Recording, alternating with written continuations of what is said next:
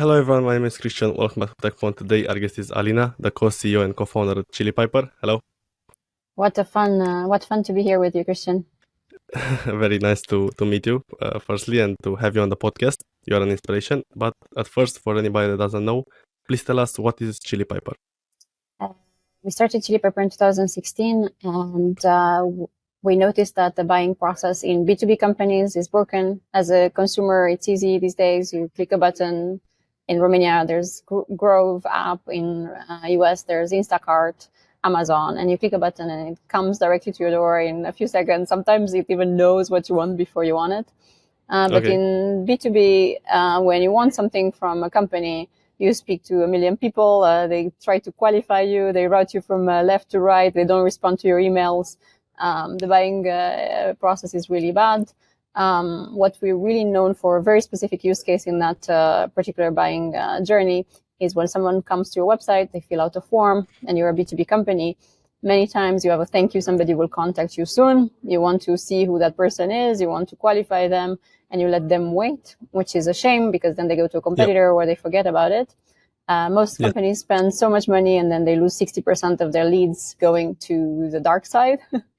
What we do is we have a simple JavaScript there in the form, and we see if they're, with data augmentation, we see if they're a good fit. And if they're a good fit, they can be put in contact immediately with a sales rep, or if it's after hours, you can book a meeting with a sales rep at another time, whether it's the existing account owner, or whether it's a customer success rep, or depending on what the use case for that client is, it routes you to the right person. And as you can imagine, in larger companies, this routing process gets really complex, and that's the first touch point, but there are many other touch points where customers need to get routed to the next person, or they need to figure out who they're supposed to talk to in different paths of their journey. Yeah, I understand. But you mentioned that if a person visits a company website, he can go in a call directly from the website in like a couple of minutes? Instantly, yeah. Okay, wow, that's nice. And from all of these problems, what do you say is the biggest problem that you see that you solve with Chili Piper? It's the inbound flow that we're mostly known for. It actually covers about 60 to 70% of our pipeline, and our revenue come from that. And the reason why we managed to grow so fast is because as soon as someone puts JavaScript on their contact us form, they see a doubling of their inbound pipeline. So they used to have only 40% of their pipeline converting from inbound, then they see 80%. Yep. Most of our customers see an 80% conversion rate, which is massive ROI, and our price is very low. We only charge $30 per user. So you can see that low price, massive ROI, and it's nice. A very obvious part of the process that's broken. Nice. What did you say are the most loved features in your product? So our users, they for this main use case, they just get prospect meetings. So if you're a salesperson and you get a meeting in your calendar that gets attended, that's the win of the day. And we have very special touch points in that process to make sure that the prospect shows up and they're greeted warmly. So the salespeople, they like that their no-show also decreases. We have some other features that I love, such as priority scheduling. They might move like a one-on-one that you have with an internal teammate to take priority over client. We have special automatic detection in email. We can do one-click VIP booking for people that we already know, because we can augment the data and they don't have to fill out the form when they book a meeting and things like that. And what are the other use cases of the product? We also help with when prospects come from other sources. So, for instance, if they come from a marketplace, they can get routed not only from the website, but from a software marketplace as well. We have integrations with in-app. When they come in-app, they're freemium and they want to talk to somebody about a specific feature. Also from gifting campaign, from email campaigns, they get routed the same. We also have from webinars, leads that you might need to distribute. So there I don't know, probably a dozen other use cases that you need to route people or schedule them. Okay, thank you for sharing. And I know you have many great customers, but I'm curious to know if you have a favorite success story, and if you can share with us let's say the numbers or growth of how much it improved. I have one story, but I can't mention their name because it's a Doesn't matter. It's good. it's a publicly traded company, and funny enough, they're a competitor of ours as well. So they have a similar product, and yet they're one of our biggest customers. The reason why I think it's a success story is because initially their CRO said, "I don't want to put Chili Piper on my website." Before they became customers, it will. I'm already converting at 40%. 40% is a lot better than what my outbound looks like, which is 15%. So Yes. I'm not going to touch it. And eventually they touched it, and they went public, and the rest is history. Funny enough, as I said, they built and bought competitive feature set, and if you go through their website, they use Chili Piper, which is kind of funny. That's great. That's great. And you mentioned the pricing. You said it starts at $30 per user per month. Mm-hmm. And how do you count a user? Is it a salesperson? Anyone who's receiving a meeting. Okay. And you also have a free trial or a free version? Not yet, but soon. So you're thinking about it? We have been working on it for a long time. It's so complex that we couldn't manage to make the self-service process work. We finally nailed it, and we're putting a small part of our traffic through it. Yeah. Okay. And what would you say are the most used integrations in the product? Because we target revenue teams, all the revenue tools are our most popular ones. I don't know if you're familiar with Gong. That's a platform that's built out of Israel that's doing really well. Then there are competitors as well, Outreach and Salesloft. Yes. And we're also used heavily in Salesforce, in HubSpot. We're also used in Marketo, Pardot. There are a lot of gifting platforms that also use us, Sendoso and ReachDesk, and they send out a gift, and there's a QR code, and you get to talk to the right person after you do. Nice, amazing. And I'd love to know how competitive is your space, and how you manage to differentiate. So it was funny because for the first 6 years or so, we had 0 competitors, which is like luxury in the tech space. So you think, why do people not copy us? It's kind of obvious. In the past year 6 years, or two, you said? Yeah, in the past year or two, we've been around for 8 years. But, the people have started copying us. They finally got it. And we have some ankle biters. One of them is in India as well. I find it that when you have competitors, it makes you better, and it lets you get your creative juices flowing to, and then for customers, it's obviously better because you compete with better features and better service. Yes.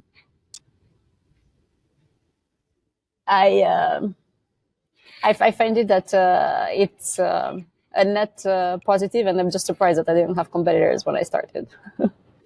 But were you not afraid that there was no need for a solution like yours, or how was the thinking when you started? I think that people didn't fully understand that there's a need in optimizing that buyer journey at the beginning, and they thought, oh, well, you might just have the form kind of come up with that feature, right? You might have like Marketo or HubSpot to just do it.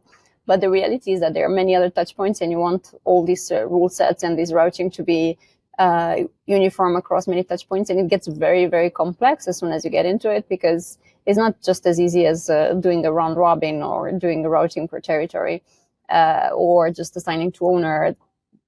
CRMs have so much complexity around them, around opportunity stages, about lead conversion, about duplicates, around accounts matching, and the more you dig, the more you realize that you're only scratching the surface. Even us, we've been around for so long, and we've covered so many use cases, and I think that there's still many use cases that we haven't yet solved for.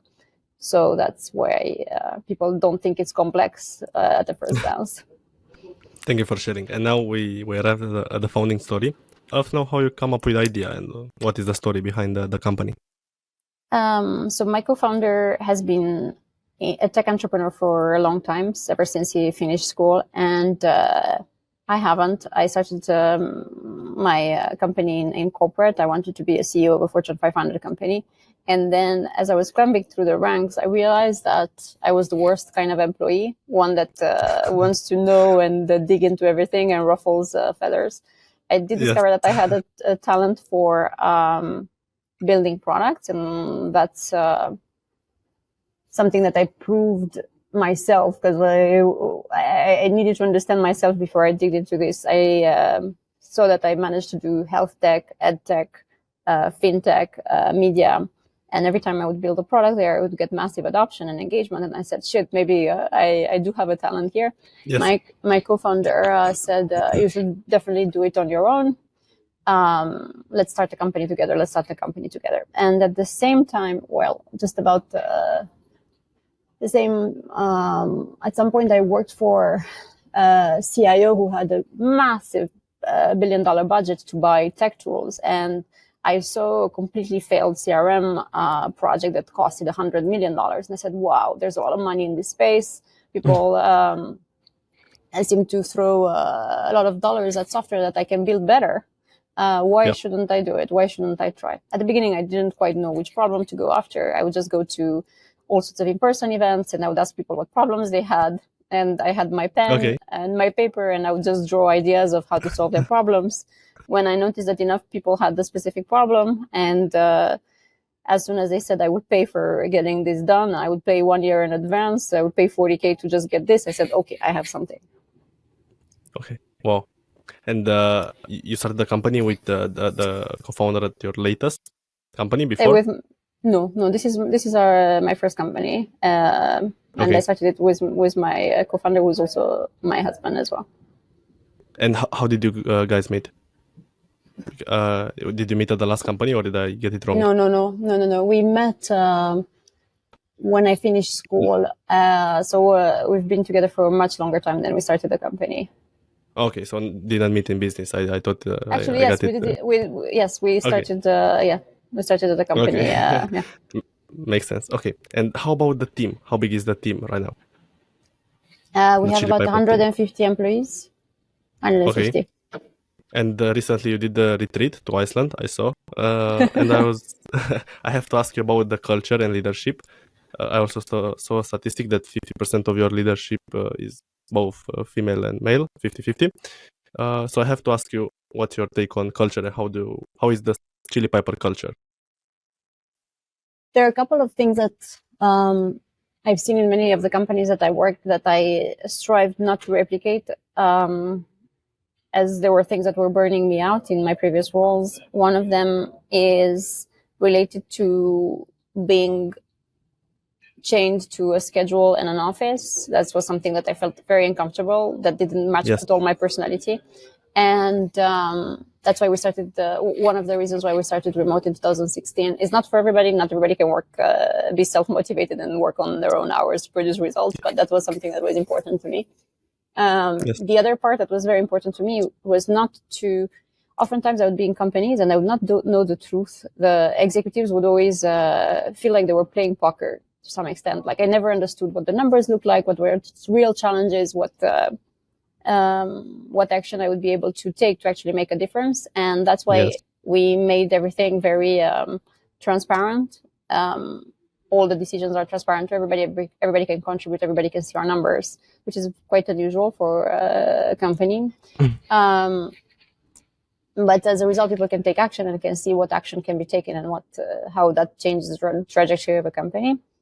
Also not for the faint of heart, because when you have a decision where 100 people give way in with their options, getting consensus and moving forward is not easy, but it's still beautiful to get so much information.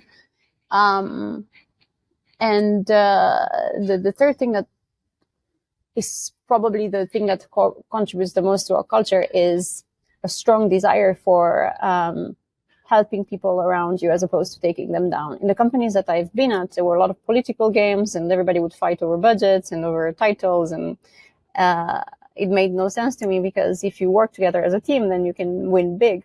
So we created this culture of help where everybody just lifts each other up and helps no matter what.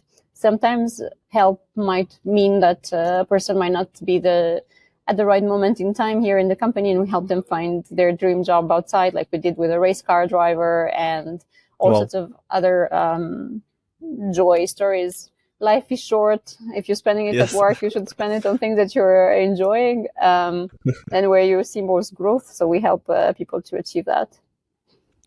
That's amazing. I love that. Also, our head of content wanted to participate in MasterChef in Romania, and she did. and she won 4th place in MasterChef Romania. Cool. We have to help people achieve their dream. So that's amazing. And you why have do you do good this? Food around in the office as well.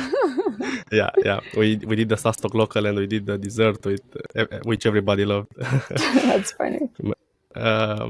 And why do you do these retreats? You did to Iceland, also to Morocco. What is the purpose of them? Because or is it worth the investment?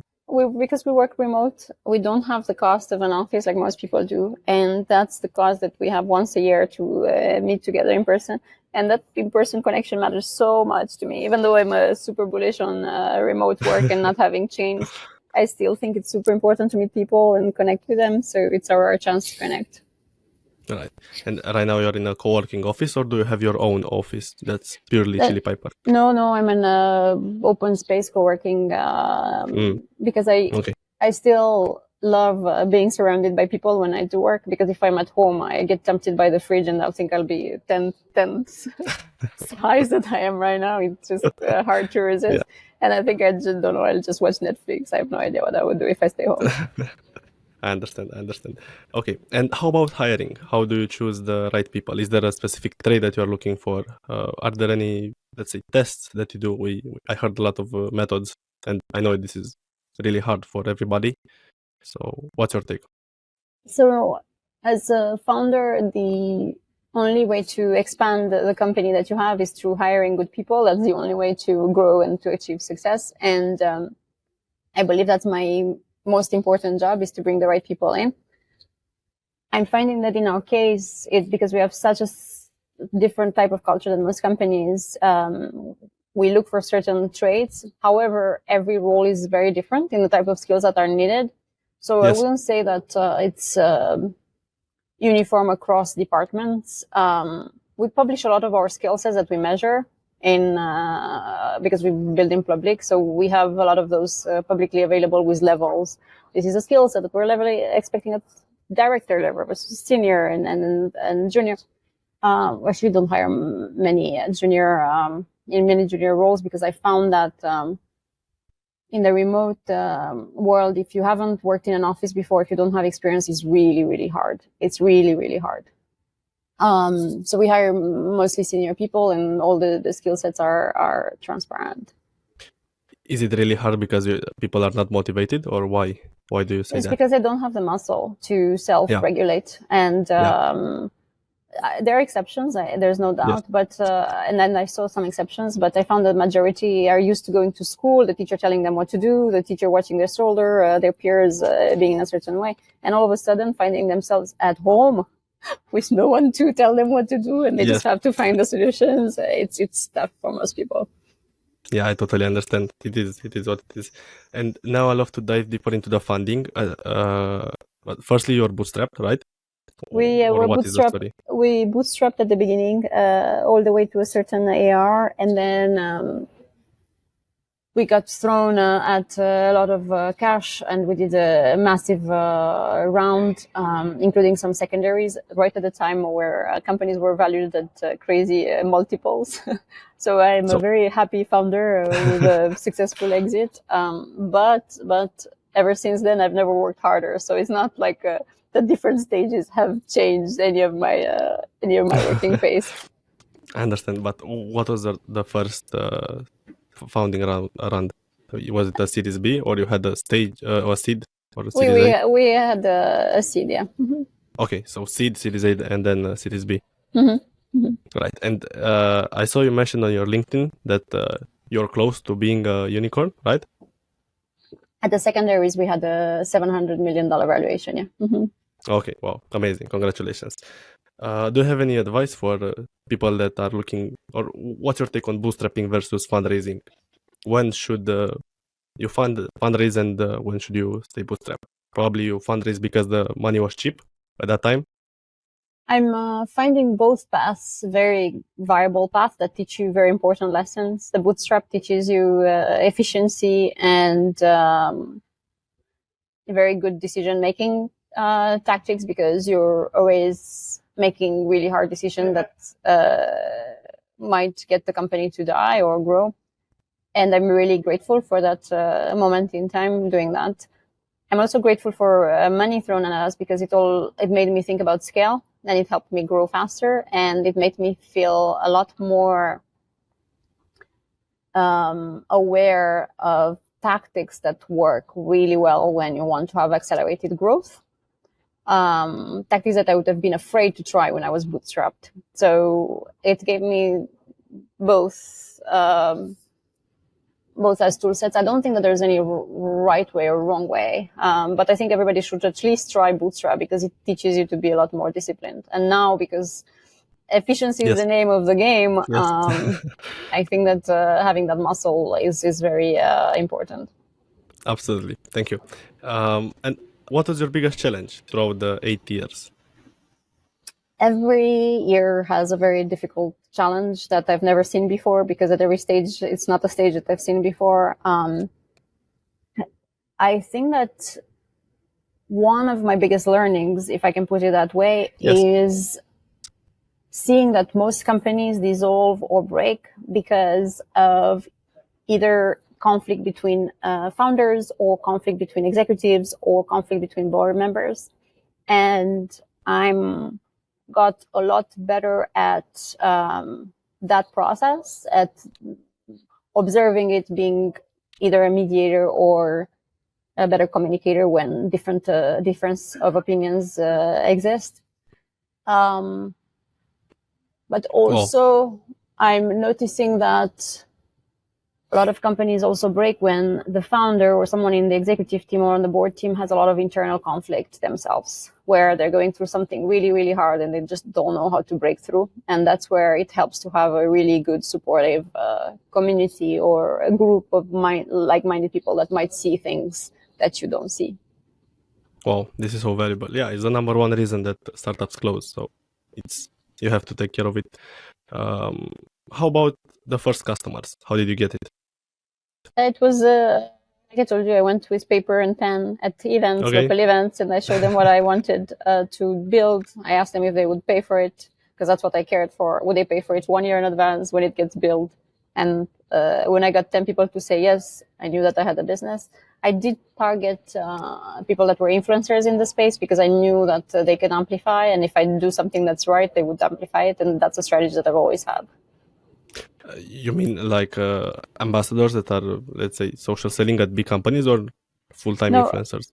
I went to target companies that I knew that they were thought leaders in our space, that people looked up at how they made decisions and what tools they use to make sure that if it worked for them, then they can amplify the message for me and I didn't have to do marketing. Very smart. Your customers are your best advocates. Of course. And today, what is the most successful go-to-market strategy that you use? It still remains happy customers. I think that's the number one for every possible company. If you have people that are happy with your service, they're going to talk about you. It's a given. We also do a lot of work with our partners. We have a lot of integrating partners that we do social media campaigns and events and gifting campaigns. So partners is an important channel for us. We do a lot of work with communities. We sponsor them. We have discussions on them. Obviously, we do social media. I've been practicing a year or so there also, and it's working well. We do a lot of events. We also do ads. I don't think that there's one secret magical campaign that we do. It's a multitude of them. Right. And do you think education is still important for you at this point? You have the podcast, webinars, I think, blog posts. We do have a podcast, and we do have we do write content because we're building in public. Our biggest enemy is inaction, not competitors. Okay. And it's an important channel, and thank you for reminding to bring that up. Yes. Right. And how about social selling? You said you started 1 year ago, and I think you're doing a fantastic job. What would be your best piece of advice for someone that's just starting right now?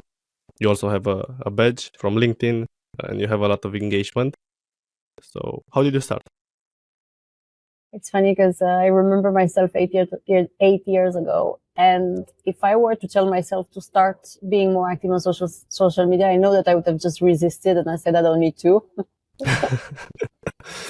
I was so afraid. I was so afraid to be a public face, and I wanted no attention. I wanted nobody to look at me, just look at the product.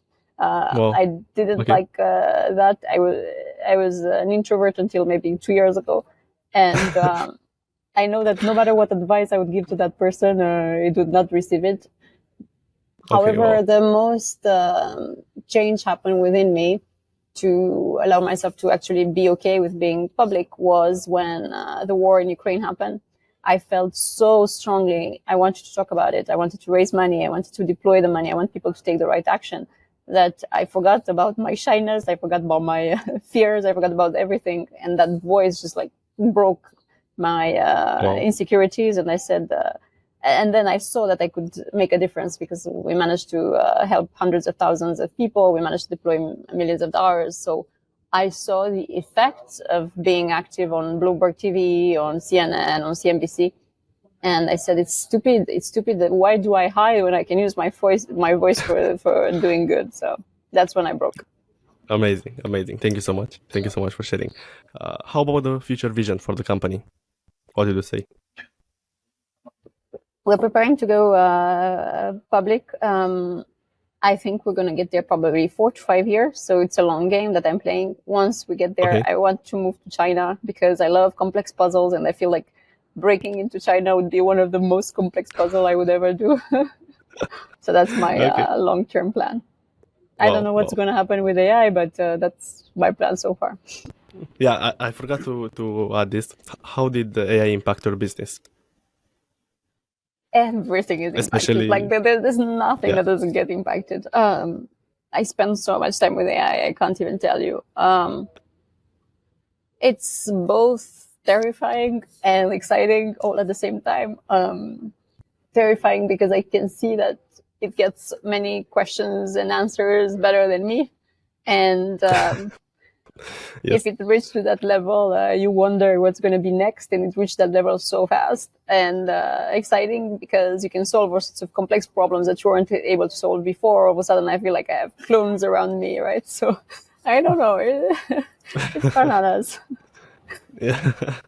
Okay. Okay. And I have a very open-ended questions, but I have to ask it. What would be your advice for founders in general that are starting right now, their first company? It's the best time to start a company. It's the best time to start a company. With AI, you don't need much. You don't need many employees. You don't need many skills. If I were to start, for sure I'd go into AI. For sure I would pick AI to be my copilot. Actually looking at hundreds of copilots with it. So I think it's a very exciting time. There's not much to risk, provided that you have something to take care of your shelter, Yes. your Yes. food. But outside of that, using AI to build cool stuff is so exciting. Amazing. Okay, I have one last question that I told you I asked everybody on the podcast. So, what's your favorite SaaS product that you use apart from Chili Piper? I'm obviously I'm using a lot of tools, but these days I told you I spend a lot of time with AI, and it might not sound like it's a SaaS product per se. However, GTP Enterprise and all the GPT agents that you can deploy with Yes. just very little cash, it's one of the most impactful software that you can deploy in your company. Thank you so much for sharing. Is there anything else that you want to mention on the podcast before we close? Just that I'm very pleasant surprised that there are so many Romanian entrepreneurs now. Even in New York, I met and never had a soiree, I think 1 week ago or 2 weeks ago, and 45 entrepreneurs showed up. I didn't even know that there were so many in New York. I felt like there was like one that I knew, and then 45 people showed up. So I'm very excited about this new wave of Romanian entrepreneurs. Okay. Oh, okay. Thank you so much. Thank you so much for joining. You did fantastic. Thank you. Thank you, Christian.